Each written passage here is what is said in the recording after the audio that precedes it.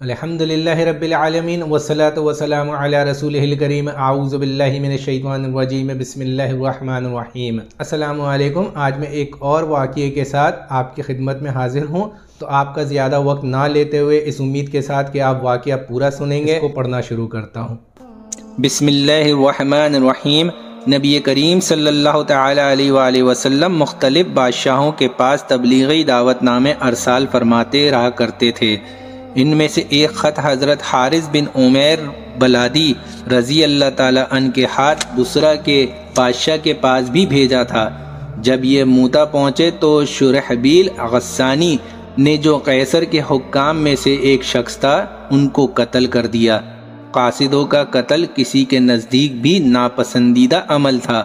حضور صلی اللہ تعالی علیہ وآلہ وسلم کو یہ بات بہت گراں ہوئی، اور آپ نے 3000 کا لشکر تجویز فرما کر حضرت زید بن حارثہ کو ان پر امیر مقرر فرمایا، اور ارشاد فرمایا اگر یہ شہید ہو جائیں تو جعفر بن ابی طالب رضی اللہ تعالی عنہ امیر بنائے جائیں، وہ بھی شہید ہو جائیں تو عبداللہ بن رواحہ امیر ہوں، اور وہ بھی شہید ہو جائیں تو پھر مسلمان جس کو دل چاہے امیر بنا لیں۔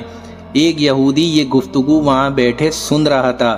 یہودی ہونے کے باوجود بھی یہودی کو یہ یقین تھا کہ جو نبی کریم صلی اللہ تعالی علیہ وآلہ وسلم نے فرما دیا ہے وہ ہو کے رہے گا، اور یہ صحابی شہید ہو جائیں گے۔ پہلے انبیاء کی اس قسم کی کلامی کا یہی مطلب ہوا کرتا تھا۔ نبی کریم صلی اللہ تعالی علیہ وآلہ وسلم نے ایک سفید جھنڈا بنا کر حضرت زید رضی اللہ تعالی عنہ کے حوالے فرمایا، اور خود مع ایک جماعت کے ان حضرات کو رخصت فرمانے تشریف لے گئے۔ شہر کے باہر جب پہنچانے والے واپس آنے لگے تو ان مجاہدین کے لیے دعا کی کہ اللہ تعالیٰ تم کو سلامتی کے لیے کامیابی کے ساتھ واپس لائے اور ہر قسم کی برائی سے محفوظ رکھے۔ حضرت عبداللہ بن رواحہ رضی اللہ تعالی عنہ نے اس کے جواب میں 3 شعر پڑھے، جس کا مطلب یہ تھا کہ میں تو اپنے رب سے گناہوں کی مغفرت چاہتا ہوں، اور یہ چاہتا ہوں کہ ایسی تلوار ہو جس سے میرے خون کے فوارے چھوٹنے لگیں، یا ایسا برجھا ہو جو آنتوں اور کلیجہ کو چیرتا ہوا نکل جائے، اور جو لوگ میری قبر پر گزریں تو یہ کہیں کہ اللہ تجھ غازی کو رشید اور کامیاب کرے، واقعی تو رشید اور کامیاب تھا۔ اس کے بعد یہ حضرات روانہ ہو گئے تو شرحبیل کو بھی ان کی روانگی کا علم ہو گیا، اور 1 لاکھ فوج کے ساتھ مقابلے کے لیے تیار ہونے لگا۔ یہ حضرات کچھ آگے چلے تو معلوم ہوا کہ خود ہرقل روم کا بادشاہ بھی 1 لاکھ فوج ساتھ لیے ہوئے مقابلے کے لیے آ رہا ہے۔ ان حضرات کو اس خبر سے تردد ہوا کہ اتنی بڑی جماعت کا مقابلہ کیا جائے یا رسول کریم صلی اللہ تعالی علیہ وآلہ وسلم کو اطلاع پہنچائی جائے۔ حضرت عبداللہ بن رواحہ نے للکار کر فرمایا، اے لوگو، تم کس بات سے گھبرا رہے ہو کہ تم کس چیز کے ارادے سے نکلے ہو؟ تمہارا مقصود شہید ہونا ہے۔ ہم لوگ کبھی بھی قوت اور آدمیوں کی کثرت پر نہیں لڑتے، ہم صرف ایک دین کی وجہ سے لڑ رہے ہیں جس کی وجہ سے اللہ نے ہمیں اکرام نصیب فرمایا۔ آگے بڑھو، 2 کامیابیوں میں سے تو ایک کامیابی ضرور ملے گی، یا شہادت یا غلبہ۔ یہ سن کر مسلمانوں نے ہمت کی اور آگے بڑھے، حتیٰ کہ موتا پر پہنچ کر لڑائی شروع ہو گئی۔ حضرت زید رضی اللہ تعالی عنہ نے جھنڈا ہاتھ میں لیا اور میدان میں پہنچے۔ گھمسان کی لڑائی شروع ہوئی، شرحبیل کا بھائی بھی مارا گیا اور اس کے ساتھی بھاگ گئے۔ خود شرحبیل بھی بھاگ کر ایک قلعے میں چھپ گیا اور ہرقل کے پاس مدد کے لیے آدمی بھیجا۔ اس نے تقریباً 2 لاکھ فوج بھیجی اور لڑائی زور سے ہوتی رہی۔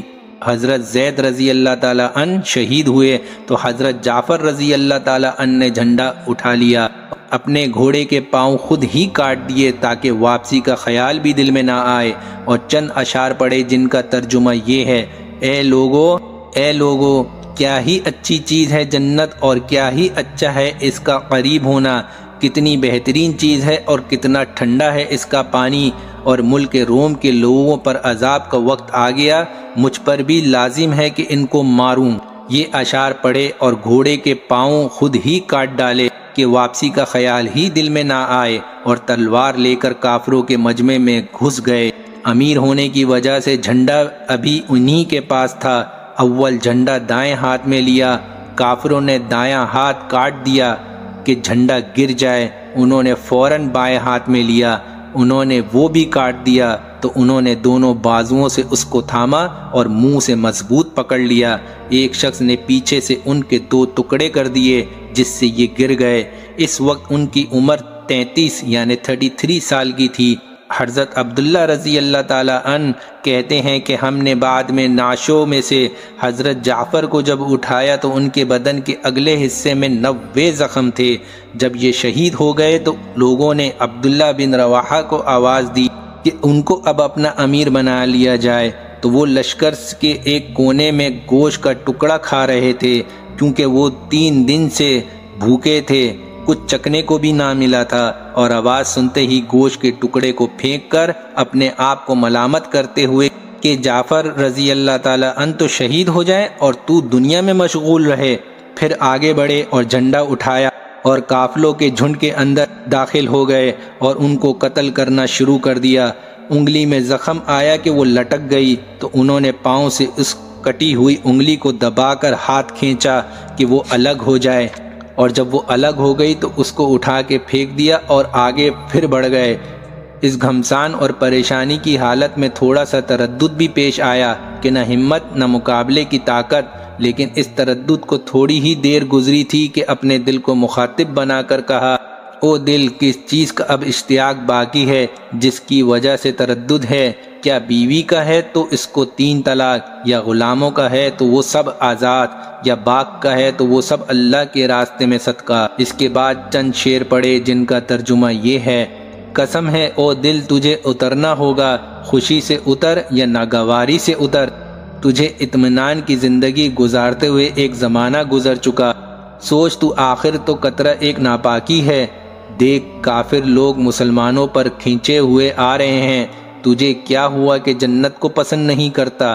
اگر تو قتل نہ ہوا تو ویسے بھی آخر مرے گا ہی۔ اس کے بعد گھوڑے سے اترے، ان کے چچا زاد بھائی گوشت کا ایک ٹکڑا لائے کہ ذرا سا کھا لیں، کیونکہ کئی دنوں سے نہ کھایا تھا نہ پیا تھا، اور کمر بھی سیدھی نہیں کی تھی کہ کمر بھی سیدھی کر لیں۔ انہوں نے لے لیا، اتنے میں ایک جانب سے ہلے کی آواز آئی، اس کو پھینک دیا اور تلوار لے کے جماعت میں گھس گئے، اور شہید ہونے تک کافروں پر تلوار چلاتے رہے اور ان کو مارتے رہے۔ قربان صحابہ رضی اللہ تعالی عنہم اجمعین کی قربانیوں پر، ان کی شہادتوں پر کہ انہوں نے اپنی جانوں کے نذرانے پیش کیے اور ہم تک یہ دین پہنچایا۔ میں یہ واقعہ خود سے پڑھ رہا تھا تو آپ یقین جانیے مجھے اس وقت احساس ہوا کہ واقعی یہ دین جو ہے نہایت ہی مشقتوں کے ساتھ ہم تک پہنچا ہے، جس میں ہمارے پیارے نبی کریم صلی اللہ تعالی علیہ وآلہ وسلم نے بے شمار تکلیفیں اٹھائیں، مشقتیں اٹھائیں۔ اس کے بعد صحابہ رضی اللہ تعالی عنہم اجمعین نے یہ مشقتیں اٹھائیں، اپنا وقت قربان کیا، اپنے مال قربان کیا، اپنی جانیں قربان کی اس دین کی خاطر، تب جا کے یہ دین ہم تک پہنچا ہے۔ واقعہ پڑھنے کا مقصد صرف یہ ہوتا ہے کہ ہمیں اس دین کی قدر معلوم ہو جائے، اس دین کی اہمیت پتہ چل جائے اور ہم اس دین پر چلنے والے بن جائیں۔ بس جو پڑھا سنا، اللہ پاک ہمیں اس پر عمل کی توفیق عطا فرمائے، اور مجھ سے پڑھنے میں اگر کوئی غلطی ہو گئی ہو تو اللہ پاک اپنی رحمت سے اسے معاف فرمائے، اس امید کے ساتھ کہ انشاءاللہ پھر ملاقات ہوگی۔ دعاؤں کے درخواست کے ساتھ جزاک اللہ خیر۔ السلام علیکم۔